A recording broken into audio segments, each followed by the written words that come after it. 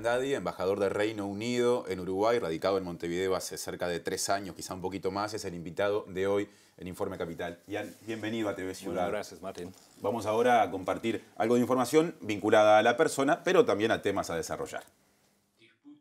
El actual embajador del Reino Unido en Uruguay asumió en 2016, siendo esta hasta el momento la última escala de una carrera diplomática que comenzó en 2000. Antes, desempeñó varios roles en Londres y en el exterior, como cuando se desempeñó como consejero político y director de política, derechos humanos y prensa en la misión británica ante la Organización de las Naciones Unidas en Ginebra. También atendió asuntos vinculados a la propiedad intelectual en los negocios o innovación y habilidades y supo cumplir tareas en Buenos Aires. Está convencido de que los desafíos del Reino Unido tras el Brexit pueden potenciar un vínculo con Uruguay que se sigue apreciando en algunos rubros de actividad y tiene raíces en los tiempos de la independencia, cuando la corona británica tenía una fuerte presencia en la región e incidió políticamente en la creación del pequeño estado ubicado entre Argentina y Brasil, con costas sobre el Río de la Plata. Hoy, tantas décadas después del tiempo de los ferrocarriles o los frigoríficos ingleses, ¿por dónde pasan los objetivos del Reino Unido en Uruguay y qué áreas de intercambio y de interés podrían desarrollarse? Además, ¿cómo se compatibiliza la línea exterior británica con los vaivenes de una política interna sacudida por la falta de acuerdo entre la oposición y un oficialismo en minoría y fracturado como consecuencia de la decisión de abandonar la Unión Europea?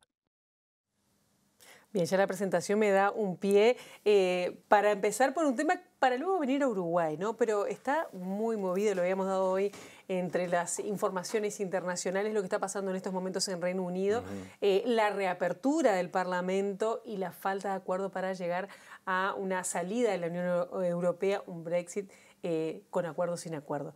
¿Cómo vive desde lejos esta situación que nos puede ayudar a entender qué es lo que está pasando? Sí, bueno, en primer lugar hay que tomar en cuenta que tuvimos un referéndum en 2016 y no estamos muy acostumbrados de tener muchos referéndums en el Reino Unido, así que es una vez en generación y aunque el voto fue parejo, el resultado fue claro, así que la intención del gobierno es respetar el voto, una pequeña mayoría a favor de salir de la Unión Europea. Así que después de casi 3 años del referéndum, estamos negociando nuestra salida con una fecha límite hoy en día del 31 de octubre. Claro, ¿y qué es lo que está trancando, digamos, la salida, ¿no? Porque han pasado, bueno, estuvo Theresa May, tuvo que renunciar, sí. Ahora tenemos a Boris Johnson y se está viendo si tiene que llamar o no a elecciones nuevamente. ¿Qué está trancando? Bueno, hay varios matices en cómo deberíamos salir de la Unión Europea. Así que unos hablan de un Brexit light, un Brexit duro. Así que lo que el gobierno de Boris Johnson está tratando de negociar es un acuerdo con nuestros aliados europeos, pero hay algunos, incluyendo en su propio partido, que no están de acuerdo de salir sin acuerdo. Es decir, que quieren tener un acuerdo comercial amplio, acordado por Londres y Bruselas. El gobierno de Boris Johnson tomó una posición fuerte, es decir, que vamos a salir el 31 de octubre con un acuerdo si es posible, pero si no, tenemos que preparar el país para todas las eventualidades. Porque Theresa May había hecho 3 propuestas entre Bruselas y Reino Unido y ninguna llegó a buen puerto. Sí, porque otro tema es que el Partido Conservador, que ganó las elecciones generales, no tiene mayoría parlamentaria en el Parlamento. Así que las negociaciones están un poco trancadas en el Parlamento y, bueno, necesita el apoyo de otros partidos pequeños. Así que en eso estamos un poco trancados. Pero la intención del gobierno es negociar un acuerdo usando las próximas 3-4 semanas para llegar a Bruselas para el próximo Consejo de todos los líderes de Europa el 18 de octubre con la intención de firmar. Ian, por lo que usted dice, el horizonte de una nueva prórroga, que en tal caso sería la cuarta, no es el más probable en este momento. Eso es lo que se entiende de lo que nos dijo recién. Sí, bueno, no es la política del gobierno actual pedir otra extensión, ¿no? Otra negociación. Es, bueno, 3 años después del voto, el gobierno actual quiere una conclusión del tema. Y yo veo también, o sea, una población que está un poco frustrada de seguir hablando del mismo tema por tantos años. Bueno, me quería detener justamente en ese punto, ¿no? Aquí muchas veces cuando hablamos de la política doméstica uruguaya decimos la gente se siente lejos de la política o muchas veces se hace esa lectura. ¿Cómo vive, según lo que usted sabe, porque es su patria, es su país, el público, la gente, la ciudadanía en Reino Unido, estas discusiones que se han extendido tanto, con tanto vaivén y consecuencia en el ámbito político en torno a la salida y al Brexit? Bueno, depende con quién hablas, ¿no? Sí. O sea, hay opiniones variadas en el país. En Escocia hay una mayoría a favor de quedarse adentro de la Unión Europea. En Inglaterra una mayoría a favor del Brexit. Y también entre las generaciones, ¿no? Así que hay opiniones distintas. Así que yo veo que también en los mismos partidos políticos hay varios matices en que podemos salir, en qué manera deberíamos salir de la Unión Europea. Así que no es tan fácil explicar todos los puntos técnicos vinculados con una negociación tan amplia al público. Claro. ¿Y cómo es para un embajador? Es decir, que tiene que representar la línea exterior de su país en otro país, en este caso en el suyo, en Uruguay, cuando en realidad hay tantas cosas todavía tan importantes por definirse. Me imagino que en este tiempo usted se movió en un terreno muy dinámico. Sí, bueno, en primer lugar tengo que aclarar que yo soy embajador de carrera, no político. Así que yo tengo la obligación de representar cualquier gobierno que sea electo. Así que la política que tiene este gobierno actual es tratar de llegar a un acuerdo, pero si no es posible, preparar al país para todos los resultados. Así que yo veo mi trabajo acá en Uruguay explicar lo que está pasando, la intención del gobierno y para evitar las especulaciones, porque yo no puedo como funcionario especular sobre la política, ¿no? Claro, ¿y cuál, a ver si trato de entender, sería, digamos, la consecuencia de salir de la Unión Europea sin acuerdo? ¿Qué consecuencias tendría? Sí, bueno, estamos saliendo de una unión aduanera y eso implica que somos un país tercero como Uruguay o Argentina. Así que eso significa que hay chequeos y controles sobre las fronteras. Y un punto clave en las negociaciones es el tratamiento de la isla de Irlanda, porque el norte de Irlanda es parte del Reino Unido, pero la República de Irlanda es un país independiente, miembro de la Unión Europea. Ni Bruselas ni Londres quieren ver una frontera física entre el norte de Irlanda y la República. Pero al mismo tiempo, ¿cómo podemos proteger la integridad de la Unión Aduanera y la integridad del Reino Unido, sin tener una frontera física para hacer controles de los bienes que pasen por la frontera? Así que es un tema técnico que es, bueno, lo más candente hoy en día para resolver. La eventual salida del Reino Unido de la Unión Europea, ¿cambia la mirada del Reino Unido hacia países como Uruguay? Creo que sí, creo que sí. O sea, en el largo plazo el Reino Unido está tratando de reorientarse a los países y las economías que están creciendo hacia el Pacífico y también a América Latina. Es verdad que en los últimos 50 años no hemos sido tan activos en América Latina, así que hay una reorientación al continente. Claro, y justo en el momento además pienso que se está a punto de avanzar por lo menos en este acuerdo Unión Europea-Mercosur. Sí. ¿Por dónde irían estos nuevos vínculos comerciales si pensamos en un Reino Unido aparte de la Unión Europea? Sí.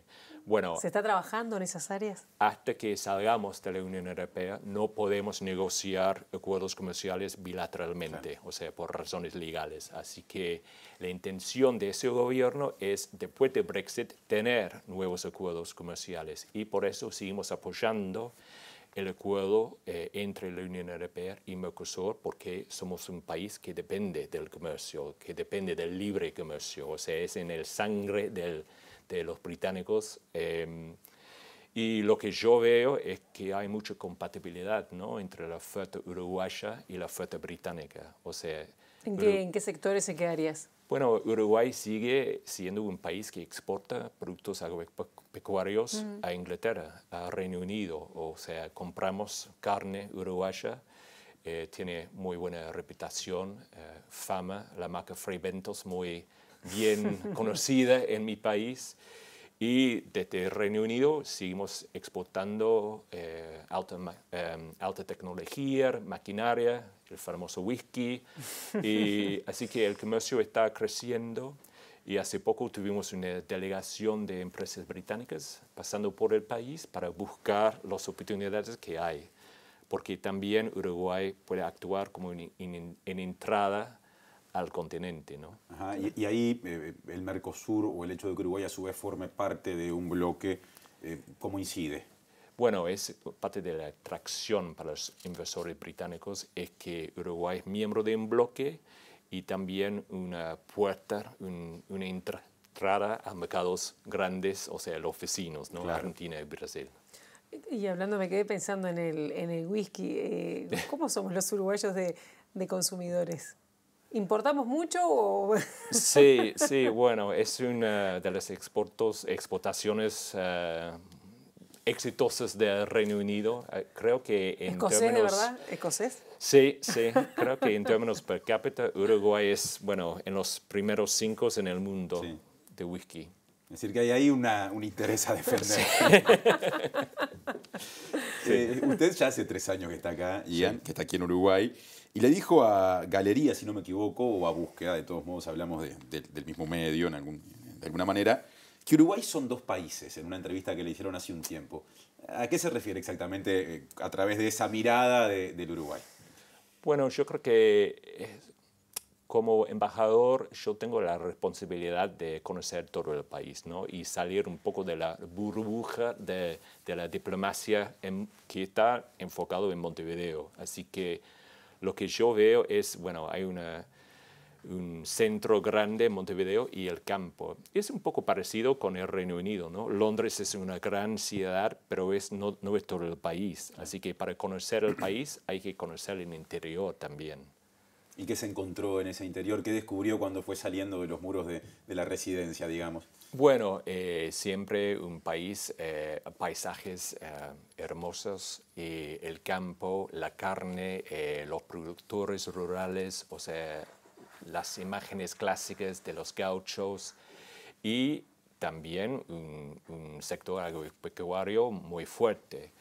Y me faltan 2 departamentos para visitar y bueno, yo cumplí con el set. ¿Cuál le Está 17, falta? ahí va. Bueno, no quiero meterme en un problema, No, pero... para nada, en eso no tenemos problema. Cerro Largo y 33, así que estoy en camino. Región levemente noreste del país, digamos. Sí. Seguimos adelante con preguntas vinculadas a su mirada del Uruguay.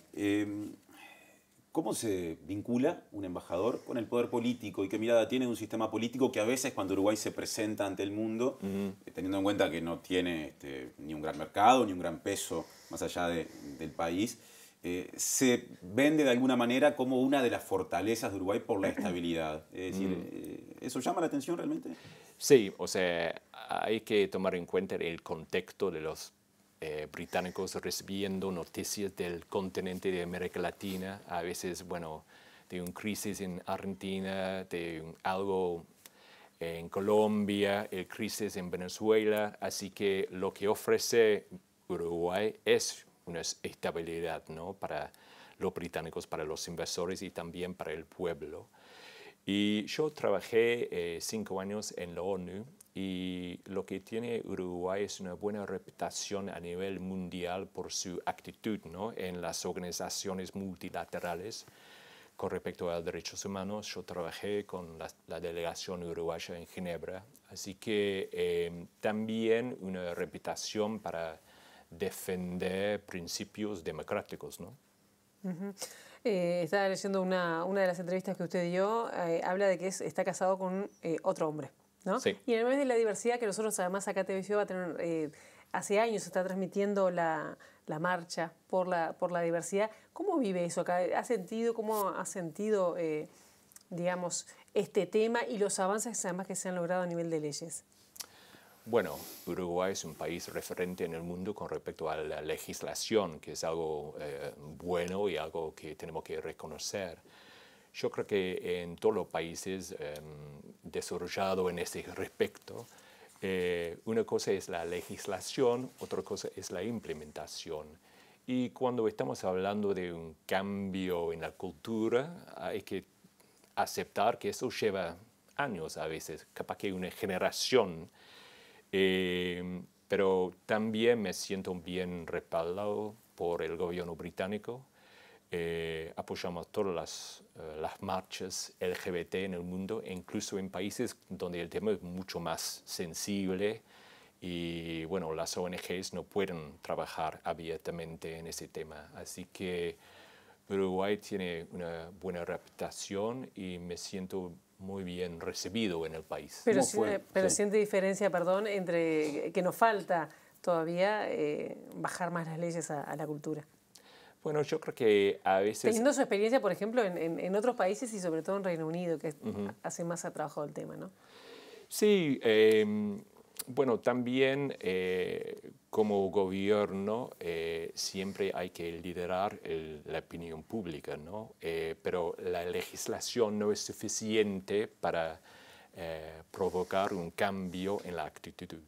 Así que lo que veo es que Uruguay tiene un buen base, pero a veces es un tema generacional también y lo que cada país necesita, precisa, son role models, ¿no? O sea, modelos que pueden mostrar, que pueden vivir con éxito, con una vida distinta, ¿no? Claro. A veces se asocia a la masculinidad británica, a la que nos han presentado a través de la historia, a la que nos ha llegado a través de algunas manifestaciones culturales, como muy distinta al concepto de diversidad. Pasa con algunas manifestaciones de Uruguay también. ¿Cómo fue para un británico como usted visibilizarse como homosexual dentro del cuerpo diplomático? ¿Cómo fue ese proceso? Bueno, me siento bien respaldado por mi propio gobierno, que es una cosa, y el cuerpo diplomático muy simpático. Y dado que Uruguay es un país que tiene una buena legislación en este respecto, siempre me sentía muy cómodo, muy a gusto en Uruguay. Así que, pero hay que tomar en cuenta que en otros países en el mundo todavía existe la pena de muerte por ser homosexual. Así que hay una gran variedad de puestos como embajador en el mundo. Y usted, ahí está, por su trabajo muchas veces tiene que tender vínculos con gente de esas culturas, ¿no? Sí, sí. ¿Y cómo se hace ahí? Bueno, a ver, los diplomáticos estas cosas las manejan, pero ¿qué nos puede decir brevemente al respecto? Bueno, con respecto, pero tratando también de mostrar que un embajador abiertamente gay pueden trabajar bien, pueden representar su país bien y pueden, o sea, ser una persona serio con respecto al trabajo. Y yo creo que tratando de hacer el trabajo al máximo que puedo.